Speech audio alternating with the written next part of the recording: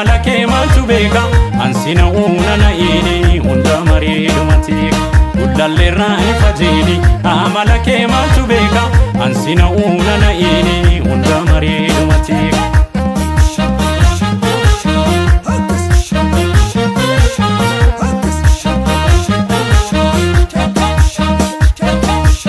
Ababo kiyya galaanittan loowwaneegi ababo kiyya goda garaana na'i ababo kiyya gosa hedduu tooforeegi ababo kiyya ola araara nuute ababo kiyya daakiyyee nyaadde jedheetu ababo kiyya nyaatee gara harkisa ababo kiyya amala abbaaduun dibeetu ababo kiyya amaan ollaa rakkisa rakkisa rakkisa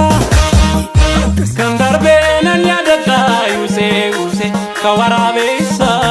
nuti wal dhaban qabnu nu jidduun deemiin yaaboreessa sobaan gargar nu hiree har'allee baga fiira taatanii galanni waaqaaf haa ta'u birattis qeerroonaa jiraatan qarreenaa jiraatan qeerroonaa jiraatan kutaa fi amantaa waliin qoonnu lolli darbeera baanee dharraasa badii abbaa tokko waliin diinnu Dafolas lafana makasa Kaen dirre ambo gadi dala Warra diddigani mirahalu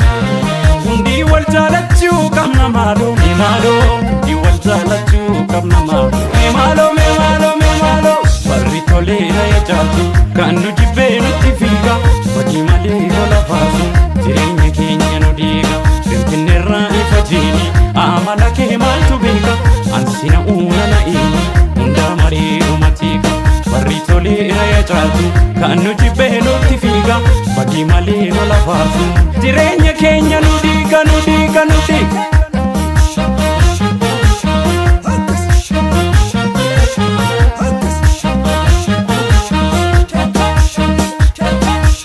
ababo kiyya galaanittan loowwaneegi ababo kiyya goda garaana na'i ababo kiyya gosa hedduu tooforeegi ababo kiyya ola araara nuute ababo kiyya daakiyyee nyaadde jedheetu ababo kiyya nyaatee gara harkisa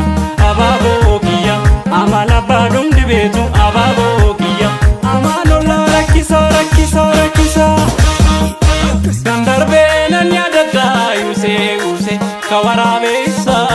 nuti wal dhaban qabnu nu jidduun deemiin yaaboreessa